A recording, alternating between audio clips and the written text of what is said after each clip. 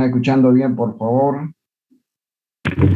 Buen día, ingeniero. ¿Se escucha bien? Buenos días, ingeniero. Buen día, ingeniero. Buen día. Vamos a empezar entonces la clase con el ensayo de dureza. El ensayo de dureza es un ensayo clásico. Dentro de los ensayos ya habíamos visto el primer ensayo, que era un ensayo que me permitía ver la estructura cristalográfica de los metales, ¿verdad? En el entendido que todos los metales eran cristales. El ensayo de dureza es otro ensayo típico dentro de la ciencia de los materiales. En realidad la dureza no se puede definir como una medida, un factor o una propiedad que me dé relaciones numéricas que me permitan el cálculo de los elementos mecánicos. En otras palabras, los resultados del ensayo de la dureza solo me permiten, comparándolo con otros ensayos, apreciar las propiedades mecánicas de los materiales. No es una propiedad fundamental de los materiales la dureza, ¿verdad? Simplemente me dice, me ilumina sobre las posibles propiedades mecánicas que pudiesen tener los materiales o las propiedades, no las propiedades mecánicas, las propiedades elásticas y plásticas. Que es decir, yo tomo la dureza, comparo con otros ensayos y ya puedo predecir si el material se va a comportar elástica o plásticamente. Se puede definir la dureza como la propiedad que tienen los materiales de poder ser penetrados, rayados con otros materiales. Bien. Y normalmente los valores que se obtienen de la dureza de un material son ensayos empíricos a través de máquinas que arrojan números, y en definitiva hay una gama inmensa, un abanico inmenso de ensayos para la dureza. En muchos casos, algunas empresas han desarrollado su propio ensayo que les sirve exclusivamente para ellos, que lo guardan celosamente, y esos ensayos obviamente son ensayos de dureza, ¿verdad? Pero podemos clasificar realmente la dureza como dureza elástica, la resistencia al corte, a la abrasión y la resistencia a la indentación. Esa es la clasificación que coinciden casi todos los autores. Es decir, que hay clasifican la dureza desde las propiedades elásticas del material, desde la resistencia a que ellos puedan ser cortados o puedan ser gastados, es decir, que entren en abrasión, o si no, los métodos más extendidos, más científicos, son los que se inclinan por la resistencia a la indentación, ¿verdad? Resistencia a la indentación. Indentación está relacionada con el diente. Si yo muerdo mi piel, muerdo mi dedo, voy a dejar un agujerito, una hendidura en la piel del dedo. Entonces, esa propiedad de cuánto una marca o un punzón penetra dentro de un material me arroja un número de dureza, y está en función obviamente de la máquina de ensayo que yo empleo. La dureza elástica, la verdad, es una dureza, es un ensayo muy extendido, es un ensayo muy práctico, pero que no me da una exactitud suficientemente exacta de la dureza, ¿verdad? Para ello se conoce con el nombre de ensayo short, porque la máquina es una máquina short. Consiste en un punzón que desde una cierta altura se deja caer por un sistema de palanca sobre un yunque en el cual está colocado la probeta que yo deseo ensayar del material del cual deseo tomar la dureza. Y en definitiva, al chocar, cuando está arriba el punzón, que tiene un embocllado de diamante, posee una energía potencial. Cuando yo lo suelto, se va reduciendo la energía potencial, convirtiéndose en energía cinética hasta que choca con la muestra o pieza que yo deseo ensayar, y obviamente el punzón rebota.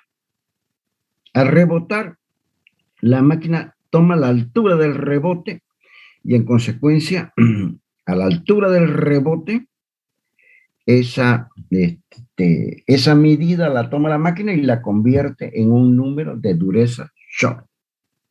Bien, entonces, vuelvo a repetir, la máquina posee un punzón con un emboquillado de diamante. Ese emboquillado de diamante, ese punzón cae sobre la muestra que está sobre un yunque y rebota el punzón, la máquina lee la altura del rebote y lo traduce en un número de dureza. Es un método extremadamente práctico porque el punzón o el percursor es muy liviano, tiene entre 5 y 7 gramos solamente. Fíjense, entre 5 y 7 gramos es prácticamente, no es nada, ¿no es verdad? El punzón puede ser de dos materiales de acero pero muy duro, de forma tal que no se deforme permanentemente, o sino un emboquillado de diamante. El instrumento se llama escleroscopio. Se usa en laboratorio y se usa en el campo. A ver, si ustedes dejan caer una bolita sobre una superficie y sobre esa superficie hay arena o barro, la bolita no va a rebotar nada, el barro y la arena es blando, tiene baja dureza. Pero si la dejan la bolita de acero, una de esas bolitas que ustedes usan que usábamos en niños para jugar, para competir, entonces la dejan caer sobre el pavimento o sobre una placa de hierro, la bolita rebotará mucho. Quiere decir que la placa de hierro o el pavimento era de gran dureza. De esa manera, entonces, esta máquina las hay en los laboratorios. Vuelvo a repetir, es un ensayo practiquísimo que se puede tomar en un instante, pero tan solo me da una idea aproximada de la dureza del material. Aquí podemos ver máquinas de ensayo, aquí está el yunque, el punzón y el instrumento que toma la medida y que la medida de rebote del punzón que me da la medida de dureza. Aquí también tenemos, la verdad, la caída del punzón y el contrapeso del punzón que está de acuerdo al constructor, calibrada justamente, la verdad que esta me da la energía potencial que se convierte en energía cinética, el contrapeso para que el punzón caiga sobre la pieza que yo deseo tomar la dureza, y este instrumento me da la altura del rebote que es traducida en un número de dureza.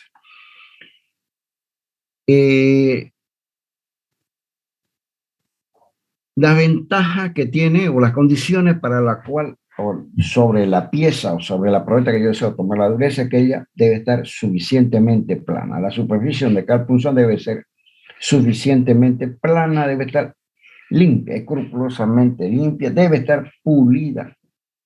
Y la dirección de la caída del punzón debe ser absolutamente perpendicular, ¿no es verdad?, a la incidencia. Normalmente lo que se suele hacer son 3 ensayos y el resultado se promedia, ¿no?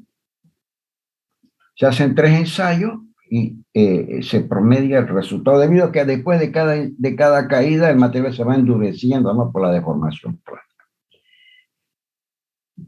La ventaja que tiene este método, por eso es bastante utilizado, es que el punzón al caer no deja ninguna huella sobre el material. Es decir, que una pieza acabada puedo tomar su dureza y luego de eso la puedo seguir utilizando la pieza. Entonces, dado que el punzón es muy liviano, de 3 a 7 gramos, no deja ninguna huella. Permiten, obviamente, si no deja ninguna huella, tomar sobre un engranaje ya tallado y rectificado, tomar la dureza porque no lo deteriora. Ese diente del engranaje sobre el cual yo he tomado la dureza sigue funcionando normalmente. Entonces, es un ensayo absolutamente no destructivo. No implica un deterioro de las condiciones geométricas de la pieza, no deja ninguna deformación sobre ella, y entonces entra dentro de la calidad de ensayos no destructivos. Esa es La gran virtud del ensayo. Ahí tienen escleroscopio, tomando durezas de una placa verde, ¿verdad? En forma manual, de laboratorio. Quiere decir de que este aparatito, este escleroscopio, lo puedo meter dentro de mi mochila y puedo ir al campo a tomar la dureza. Esa es una ventaja tremenda. No necesito sacar una muestra, llevar la pieza al laboratorio y tomar a través de otro tipo de ensayo la dureza. Simplemente voy al campo y tomo la dureza sobre la superficie que yo deseo obtener esa propiedad. Ahí tienen otro escleroscopio, ¿verdad? Manual, con relojería mecánica, otro escleroscopio manual con el sistema de lectura electrónico, y obviamente estos aparatitos con el tiempo se descalibran. Entonces, debo comparar si realmente van a cumplir con exactitud la función para la cual han sido diseñados. Hay discos cuya dureza es conocida y que si yo tomo sobre ellos la dureza que ya es conocida, me la debe reproducir el aparato. Si el aparato no la reproduce de esa manera, entonces el aparato está descalibrado, lo llevo al laboratorio. Bien, son discos para probar la dureza. El mismo fabricante de los instrumentos me los vende. En el momento que me provee el instrumento, me provee también de los discos, en la perspectiva que con el tiempo, el aparato, si yo lo llevo en una mochila al campo y hago muchísimos ensayos, entonces puede tener la tendencia a descalibrarse. Yo eso lo debo saber, lo llevo al laboratorio del gran instituto de ensayo de materiales, y de esa manera ahí lo calibra y obviamente lo comparan con los discos ya cuya dureza es perfectamente conocida. La resistencia, el otro tipo de dureza es la resistencia al corte y la abrasión. Normalmente este ensayo lo usan los geólogos. Es muy, pero muy improbable que se use, salvo para el control de calidad, para nuestra profesión. Lo usan los geólogos porque necesitan muy pocos elementos para poder tomar la dureza. Consiste en que hay una escala, se llama la escala Mohs, ¿verdad? Esa escala Mohs está compuesta por 10 materiales: el talco, que es más blando, el yeso, que es la tiza que ustedes la pueden rayar con la mano, la calcita, en fin, hasta llegar al diamante, donde el diamante es el material que brinda la naturaleza cuya dureza es la mayor. Entonces, yo puedo rayar, si yo tengo una probeta, la puedes rayar con feldespato. Si no raya con feldespato y raya con el cuarzo, que es el número 7, entonces quiere decir que la dureza está entre el feldespato y el cuarzo. Y yo tengo una idea concreta de cuán duro es el material. Todos esos instrumentos, obviamente, el geólogo los lleva para la prospección de minerales, ¿no? Él va al campo, sube un cerro, ve si hay materiales útiles para la minería y los raya. Tiene una serie de lapicitos, de punzones, con el cual va ensayando rápidamente el material, descartando y guardando lo que más le interesa para que después sean analizados en el laboratorio. No se usa en mecánica o en electricidad este método porque entre el topacio y especialmente entre el zafiro corindón y el diamante, que son los topes de la dureza, hay un gran espacio de dureza entre medio de los dos. Entonces no me da, realmente no puedo apreciar una dureza con cierta exactitud, sino me da una idea hasta cierto punto remota de la dureza del material que yo deseo ensayar. La otra prueba de la resistencia al corte o la abrasión es el rayado con lima. Esto se emplea para el control de calidad. Si yo producí una gran cantidad de piezas, en realidad deseo saber si esas piezas han alcanzado la dureza que yo pretendía obtener en ellas. De esa manera, entonces, yo agarro una lima cuya dureza es exactamente igual o, a la pieza, a la dureza de la pieza que yo he producido, y la rayo, la ataco con la lima. El ataque debe ser siempre en forma con una determinada presión y una, digamos, perpendicularmente a la pieza. Ataco. Si la lima raya, quiere decir de que no obtuve la dureza de la lima, que es la que yo pretendía obtener. No sirve la pieza. Debo descartar. Entonces, del montón, rayo unas cuantas, ya veo que esa partida no alcanzó la dureza, me voy a producción y le armo el lío tremendo. Ustedes están haciendo un mal trabajo. Es muy extendido esto, más que todo en el control de la calidad, pero es subjetivo. ¿Por qué? Porque la ralladura está en función del esfuerzo o la fuerza que hubiese introducido el operario o el inspector que está haciendo la prueba. Me da una idea, me sirve simplemente para el control de calidad. Los métodos más extendidos son los que tienen una máquina ya un poco más sofisticada y que se conocen con el nombre de resistencia a la indentación. Y la prueba la realiza una máquina como la que ustedes pueden ver, que a través de un sistema de palanca o a través de un sistema hidráulico hace bajar un punzón para que penetre sobre la superficie de la pieza que yo deseo ensayar. ¿Verdad? La pieza debe estar rígida. Normalmente son, como pueden observar ustedes, máquinas muy robustas en las cuales poseen un yunque que se puede elevar mecánicamente a discreción, el punzón baja y me permite tomar la dureza rápidamente. El primer ensayo, y quizá uno de los ensayos se ha inventado el ensayo de dureza Brinell, más o menos en la década de los 30, antes, en la década de los 20 del siglo pasado. La dureza Brinell todavía se suele encontrar en muchas de las indicaciones técnicas que yo deseo obtener. En el plano dice, usted fabrique tal pieza con tal medida, de tal forma, que tenga tanta tolerancia, y me indica la dureza Brinell que debe tener la superficie de la pieza que me mandan a comprar. Esto, vuelvo a repetir, es una máquina muy robusta, es un ensayo muy extendido también, y la carga es una carga determinada. Es una carga que se considera estática porque el punzón va, la aplicación de la fuerza es muy lenta. Esta la van a encontrar dentro de los planos y hay que saber leer todas las especificaciones. Ustedes ya son extremadamente hábiles en leer planos.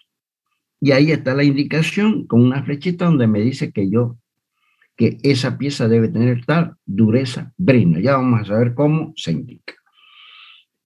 Es un punzón, es una bolita de acero muy endurecida a la cual se le aplica una fuerza P en forma absolutamente perpendicular. Eso lo logra a través de un sistema de palanca o un sistema hidráulico. La máquina Brinell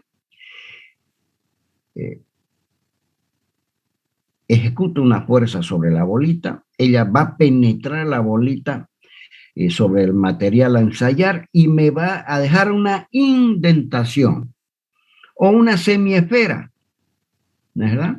Que es una deformación permanente.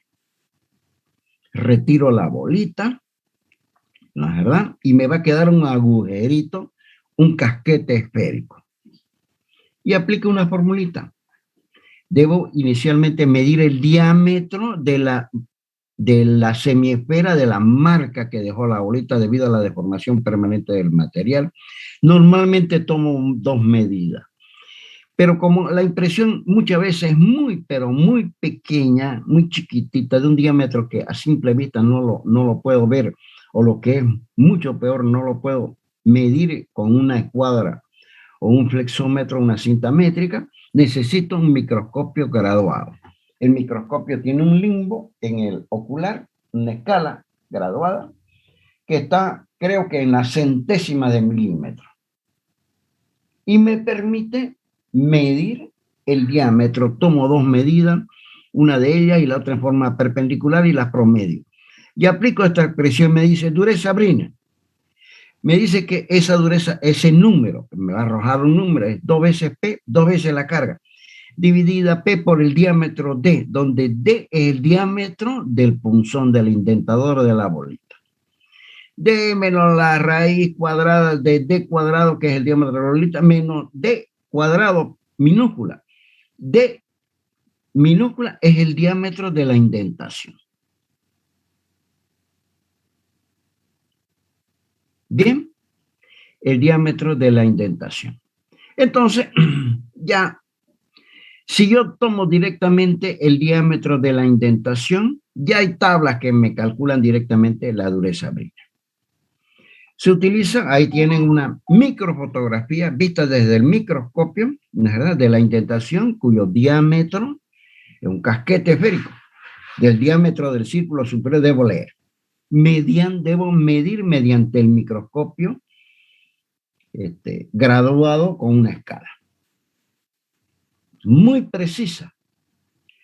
Es un método subjetivo. ¿Por qué es un método subjetivo? Porque un operario le tomará una medida, otro operario tomará otra, pero el error está en un rango aceptable. Esta es una microfotografía.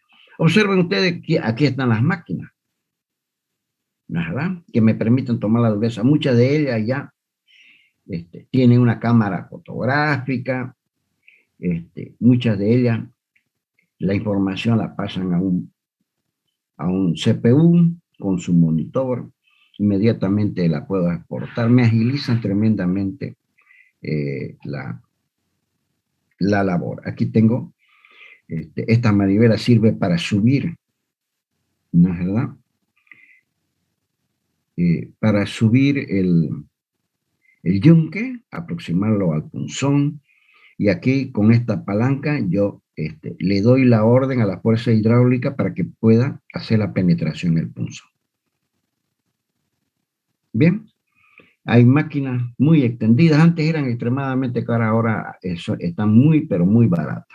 Aquí tienen más máquinas, ¿verdad? Son máquinas obviamente de laboratorio. Aquí tienen máquinas manuales. Fíjense, este operario está tomando la dureza del rodillo de un gran rodamiento.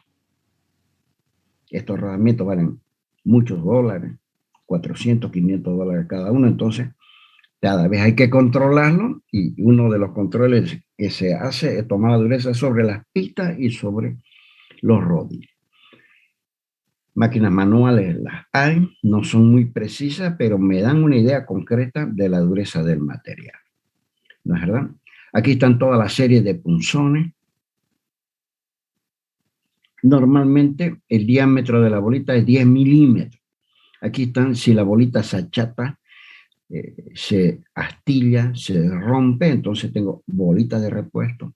Aquí están los discos comparativos a los efectos de lo que ya habíamos charlado antes, toda una serie de punzones. Todo eso, si ustedes desplegan el internet, hay muchísima información y muchísimas ofertas sobre la dureza Brinner, porque es un método muy, pero muy extendido.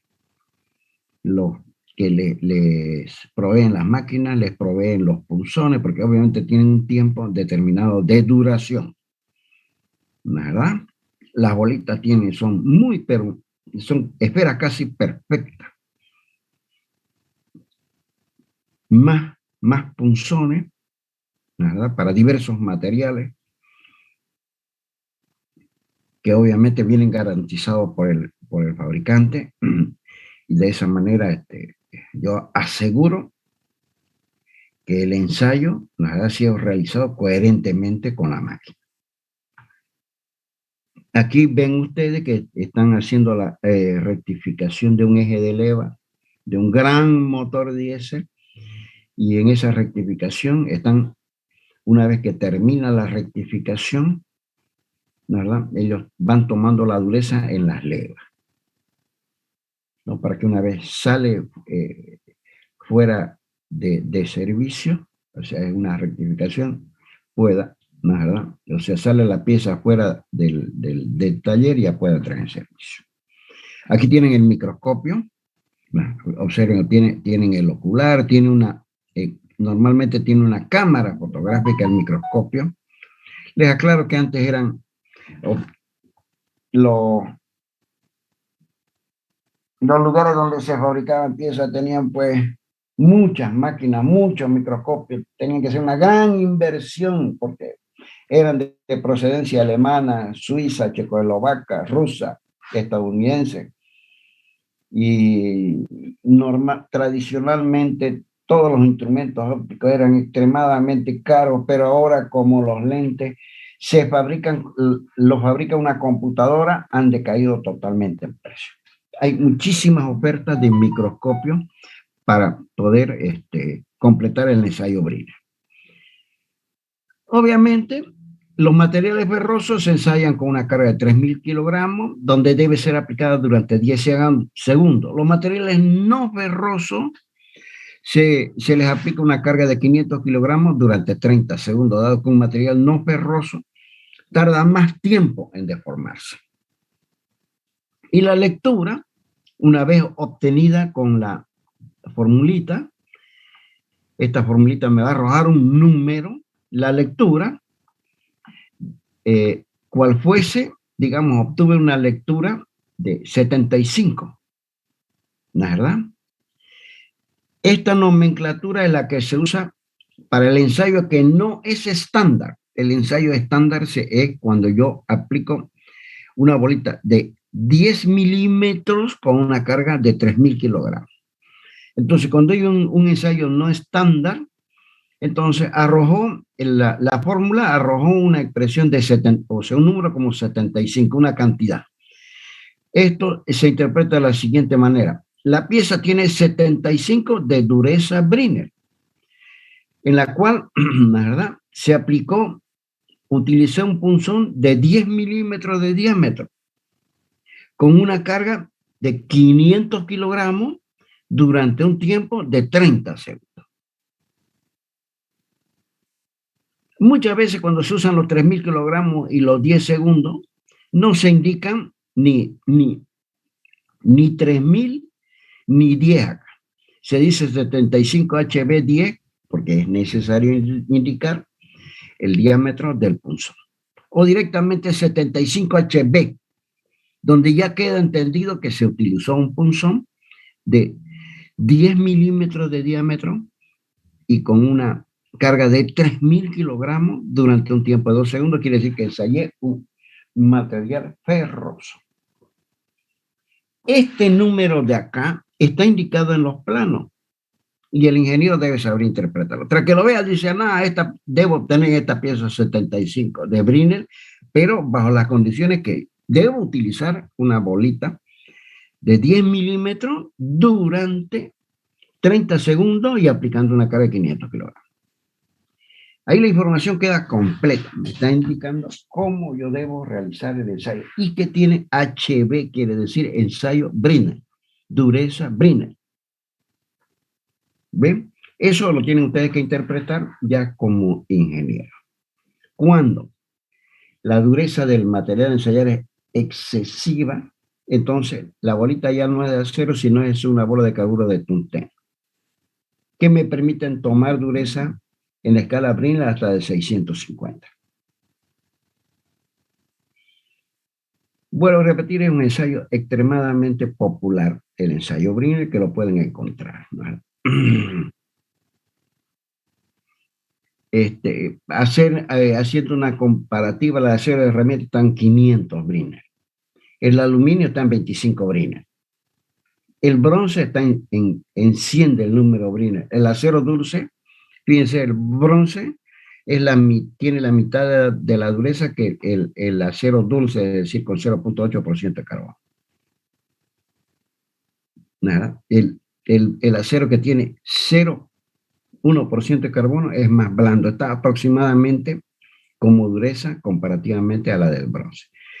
Obviamente, la dureza es un dato importantísimo porque el diente de un engranaje tiene que tener una gran dureza. El muñón de un cigüeñal tiene que tener una gran dureza. El rodillo de un gran rodamiento tiene que tener una gran dureza. Algo controlado, algo homogéneo. La leva de un eje de leva para combustión interna, todas las levas tienen que tener la misma dureza superficial. Ingeniero, disculpe que lo corto, una pregunta. Sí. Entonces, para que un material o una pieza esté en movimiento, entonces tiene que estar, tiene que tener una dureza de calidad para su buen funcionamiento, entonces. Obviamente, depende de la pieza. Hay una pieza que entra en movimiento que es la rueda de una bicicleta, no tiene por qué tener ninguna, o sea, una gran dureza. Pero el piñón de la bicicleta, la roseta que impulsa la cadena, sí tiene que tener una gran dureza. No es solamente un indicativo para obtener una cierta dureza que la pieza esté en movimiento, ¿no es verdad? Sino cómo ella trabaja. ¿Qué solicitaciones debe tener? Digamos, el diente de un engranaje tiene que tener una gran dureza. Millones de veces, ¿no es verdad? Se va a rozar contra otro diente, si bien tiene una película lubricante, está expuesta a la abrasión, ¿verdad? Material contra material, porque la película de lubricante no digamos, resiste muchas veces las presiones aplicadas, especialmente si son solicitaciones con dinámica, ¿no? Con golpe. Todo depende de la pieza que yo voy a obtener. Digamos, el filo de un cuchillo tiene que tener una gran dureza. ¿De acuerdo? Pero el tenedor no tiene por qué tenerlo, la cuchara no tiene por qué tenerlo, y todas ellas están en movimiento. Bien, entonces, estas son las condiciones de la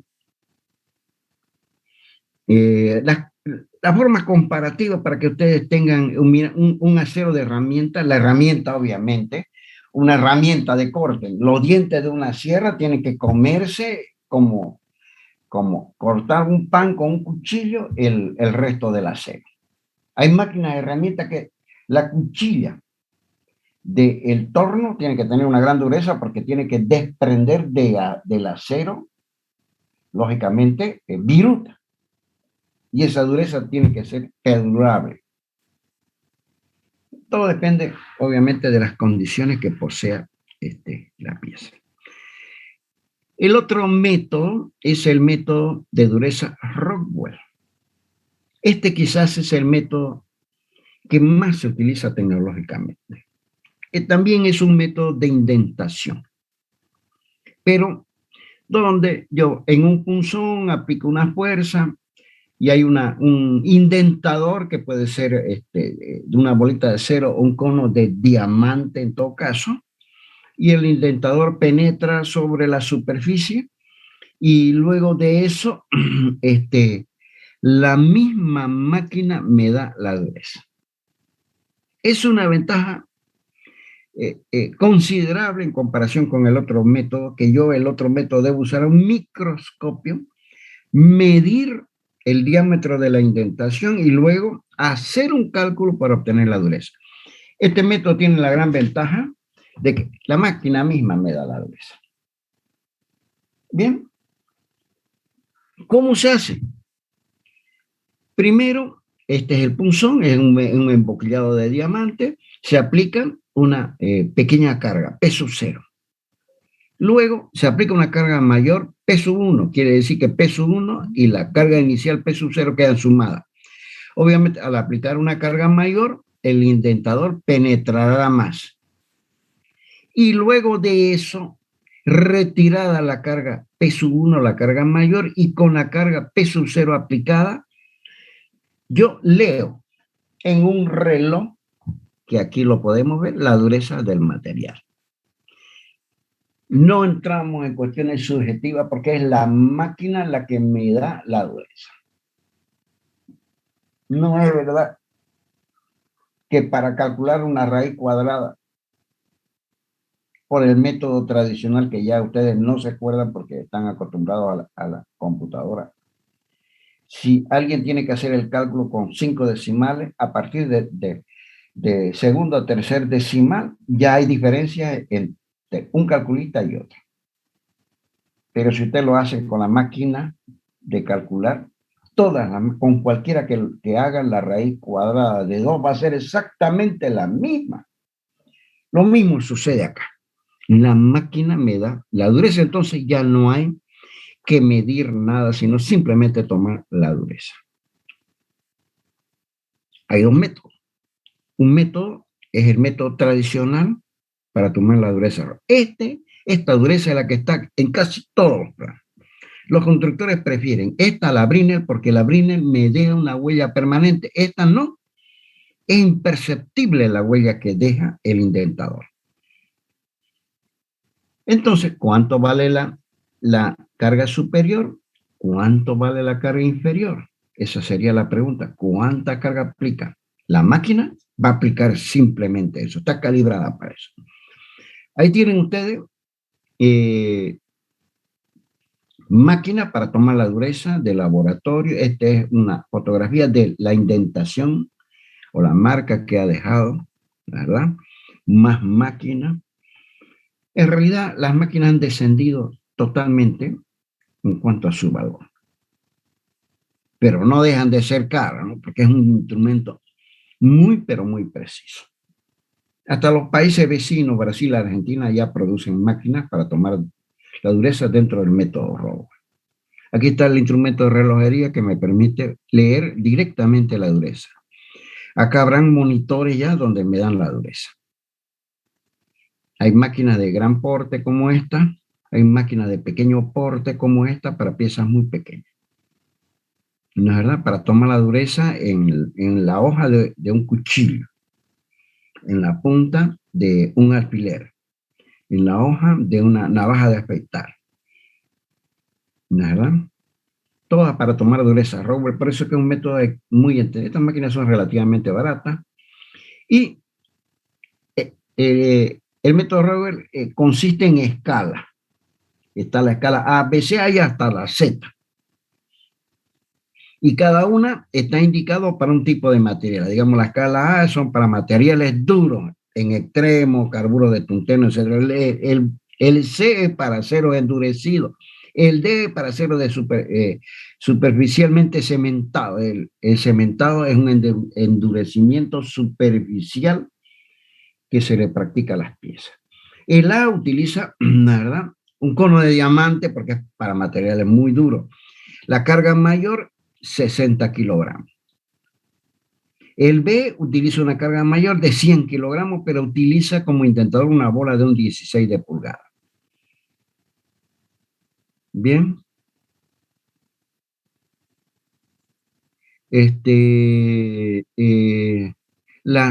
La carga menor está en el orden de los 10 kilogramos. Esta carga. La primera que yo aplico. La primera que aplico para que apenas se posicione el indentador. Está en el orden de los 10 kilogramos. ¿Verdad? Pero las cargas mayores están indicadas de acuerdo a la escala. Para la escala C, que es para aceros endurecidos, ¿verdad?, se utiliza un cono de diamante. Y así sucesivamente. ¿Verdad? Para la escala L, una bola de 1/4. Para la escala F, una bola de 3/16. El método más extendido, el que está casi en todo el plano, es la escala C.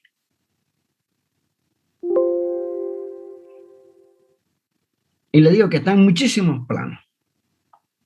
Entonces, ¿cómo se lee? En el plano les aparecerá 85 HR. Quiere decir que en el método de dureza Rowell, en la escala B, obtuve un valor, la máquina me arrojó un valor de 85. La escala B ya me está indicando que la medida se tomó con una carga mayor de 100 kilogramos y una bola de un 16 de pulgada. Bien, por eso esto, indicando que en la escala B ya no pongo todos estos datos como en el método Brinell. Esto van a ver en los planos. Para el tipo que no no sabe, no tiene la información, ni idea qué significa 85 HRB, hace lo que puede cuando el usuario recibe las piezas y no tuvo los 85 HRB, se la devuelve y el fabricante pierde miles de dólares. Bien, el usuario le va a mandar su plano, le dice, yo quiero que vos me hagas esta pieza, ¿cuánto cuesta tanto? Y el otro tiene que conseguir una dureza de 85 dentro del método Rowell en la escala B, no en la escala C, en la escala D, en la escala L. Bien, el diámetro de la bola, si es un 16, tiene una tolerancia del orden de una milésima de pulgada. Fíjense qué tolerancia más estricta, ¿no? En realidad, todas las bolas están en el orden de la milésima de pulgada, más o menos, ¿no? La tolerancia. Esta es la forma del indentador de diamante. Existe, si es que yo deseo obviamente tomar la dureza en la cabeza de un alfiler, en el filo de un cuchillo, no voy a usar una gran carga, no es factible, entonces uso el método superficial de la dureza Rowell. Bien, que solamente sirve para analizar la superficie de los materiales, porque no tienen una gran penetración. Ahí se utilizan cargas muy pequeñas, 3 kilogramos, y cargas mayores entre 15, 30 y 45 kilogramos nomás, y las máquinas son bastante pequeñas. Tienen una escala muy diferenciada. La 15N se utiliza un embocallado de diamante, ¿verdad? La 30N también un embocallado de diamante, y así sucesivamente. La 15T utiliza una bola de un 16 de pulgada. Estas son las cargas mayores. Quiere decir, la 15N utiliza un embocallado de diamante con una carga mayor de 15 kilogramos. La 15T o la 45N, un embocallado de diamante especial con una carga mayor de 45 kilogramos. 45 kilogramos es el peso de una bolsa de cemento. La máquina es tan precisa que me arroja en el monitor la dureza, por eso es que es practiquísima, y muchos de los usuarios prefieren este tipo o este método de dureza para obtener. Hay otros métodos, en realidad hay infinitos métodos. Muchos grandes fabricantes de piezas, especialmente en la industria automovilística, que es el negocio de los repuestos, mueve cientos de millones de dólares al año. Entonces, han desarrollado sus propios métodos de dureza que les son más económicos, más prácticos, y que ellos los tienen hasta cierto punto. Gaby, me desconectó el audio.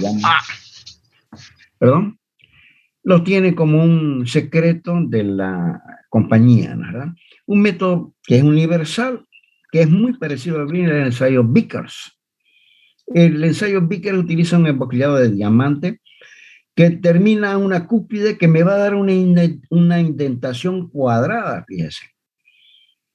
Una vez penetra este embocallado de diamante en la superficie a indentar, me deja una indentación cuadrada. Entonces yo tomo las diagonales del cuadrado mediante un microscopio. ¿No ves? Acá están tomando las diagonales de la indentación que dejó el punzón al penetrar el material. Promedio, y obviamente utilizo una expresión que me dice que la dureza Vickers es 1.854 L, donde L es la carga aplicada, dividida D, donde D es el promedio de las diagonales de la indentación cuadrada que dejó el punzón. Se utilizan cargas entre 1 y 120 kilogramos. Es un método también extendido. Depende del, ¿cómo se llama?, de lo que yo pretenda producir, ¿no? Puedo indicar en la escala Brinell, si es un material muy grande. De repente, en el muñón de la manivela del cigüeñal, donde acopla con la cabeza de la biela, decido como usuario pedir una dureza Vickers. ¿Ven? También esta medida se lea con un microscopio graduado muy parecido al Brenner. Es un método subjetivo, ¿no es verdad? Depende de la medida, un operario tomará una medida, otro operario otra, y puede variar el número de la dureza Vickers.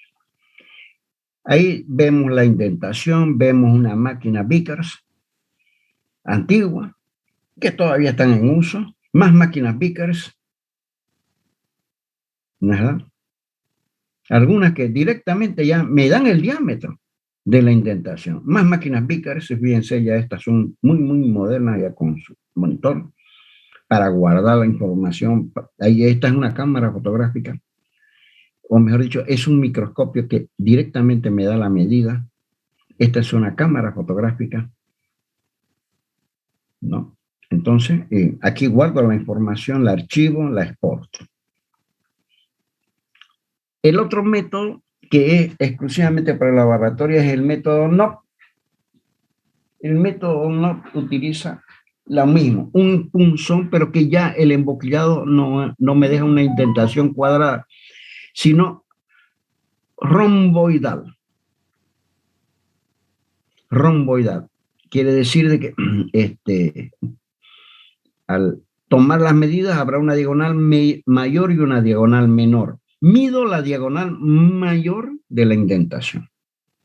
Tiene esta geometría, ¿cómo se llama? El emboquillado de diamante. Y aplico una carga tan pequeña equivalente a 1 a 1000 gramos. Por eso que es un método destinado al laboratorio y aplico, obviamente con un microscopio también debo tomar esta medida. Aplico, ¿no es verdad? Una pequeña expresión donde en esta expresión L es la carga aplicada que está entre 1 y 1000 gramos, entre 1 gramo y 1 kilogramo. Y D es la medida de la indentación de la diagonal mayor del rombo, tomado y leída mediante un microscopio metalográfico. Es un ensayo absolutamente casi se considera no destructivo, porque la indentación es tan pequeña que no deteriora la pieza, sirve para, no solamente se utiliza en materiales metálicos, se utiliza en materiales plásticos, se utiliza en cerámica, se utiliza en vidrio, se utiliza en el concreto. En realidad casi todos estos métodos de dureza, por eso que en plástico no voy a poder utilizar en una superficie plástica de polímero, no voy a poder utilizar un método Brenner ni Rowell. Utilizaré estos métodos cuya carga es imperceptible. Bien, habrán condiciones. Aquí están las máquinas para tomar la dureza no. Muy modernas, obviamente. Esta la he bajado creo que el semestre pasado. Y aquí están las tablas comparativas que me permiten comparar una dureza Brenner. Digamos en Rowell, si erró un número de 68, equivale a una dureza Vickers de 940, a una dureza DOP de 920, y así sucesivamente. ¿No es verdad? Puedo comparar con las otras durezas. Bien, con los otros métodos de dureza puedo comparar los números que yo he obtenido, ¿no? Tomado con diferentes máquinas. Los factores que influyen en la exactitud para poder realizar un ensayo coherente, ¿no es verdad? En primer lugar son las condiciones del marcador. Debo estar observando siempre el marcador, si que la bola de diamante, que el emboquillado de diamante no esté astillado, que tenga la geometría que me ha dado el fabricante, que no tenga ningún tipo de imperfección, que la bola, si fuese de acero, no esté achatada, no le falte un pedazo. Entonces, ese es un factor importantísimo. Las condiciones de la superficie de la muestra, ¿no es verdad? Debe estar absolutamente limpia, sin rastros de grasa, de lubricante, sin rastros de pintura, sin rastros de óxido. Tiene que estar inmaculada la superficie. No puedo hacer un ensayo exacto sobre una superficie sucia. El espesor de la muestra debe ser al menos 10 veces la profundidad de la impresión que deja el intentador. O sea que el grueso de la lámina ¿cómo se llama? Ensayar 10 veces el diámetro de la profundidad de la indentación que dejó la bola sobre el embocado de diamante. La forma de la muestra. La forma de la muestra es muy importante. En realidad, si fuese una esfera, digamos, la bola de un rodamiento esférico, quiero tomar la dureza, debo fijar la bola, porque si tomo la dureza, ella va a bambolear, ¿no es verdad? Entonces, hay forma de fijar, digamos, la muestra que yo deseo ensayar. La localización de las impresiones, ¿no? Deben estar a por lo menos 2 veces y media del diámetro de la impresión. Si yo deseo tomar sobre el borde de una placa la dureza, debe estar alejado de ese borde 2 veces y media el diámetro de la impresión. Bien. Y las condiciones o la uniformidad del material, hay aleaciones que los aleantes, los componentes de esa aleación no están perfectamente difundidos. No es lo mismo tomar la dureza en un punto que en otro. Porque en este punto puede haber más estaño y cobre que en el otro habrá más zinc y cobre, digamos. Entonces, en ese caso se hacen varios ensayos sobre la superficie y se hace un promedio. ¿No es verdad? Todas esas condiciones hay que tenerlas pero muy en cuenta y son muy importantes para tener una exactitud en cuanto a la pieza. Y obviamente siempre requieren el concurso de personal muy capacitado, personas que han hecho muchísimas veces el ensayo, cientos, miles de veces el mismo ensayo, y ya no tiene margen de error. O no es que no tiene, puede cometer error, pero las posibilidades de cometer error son mínimas ante una persona absolutamente inexperta. Los instrumentos son delicados, es necesario leer muy bien los manuales de utilización de las máquinas, eso es importantísimo. El ingeniero es reacio a leer los instructivos. Si ustedes se compran el día de mañana un automóvil, desde la radio viene con un manual de cómo manejarla. Todo el mundo intuitivamente la maneja, pero nadie lee el manual. ¿No es verdad? Eso hacemos los usuarios, es muy común. O sea que es necesario seguir a cabalidad todos los indicativos para la preservación del instrumento que el fabricante ha resumido en un manual después de muchísimos años de quejas, de palos, de aciertos y errores. Bueno, muchachos, basta por hoy. Empezaremos con la ronda de listas y empezaré llamando a Gutiérrez. Vamos, chicos. Si yo llamo, no entren antes, por favor. Los que a medida que vayan nombrando me saturan el espacio. Por ejemplo, Baltasar, exacto. Gutiérrez, gracias, Gutiérrez. Gutiérrez presente, ingeniero. Galvis, Elder está. Presente, ingeniero. Estrada, Williams. Baltasar presente, ingeniero. Ya. Presente, ingeniero. Vamos, Estrada. por favor, Baltasar, sálgase. No tiene por qué estar usted con su cámara prendida. Estoy llamando a su otro compañero. Eso, gracias. Está Durán Erwin.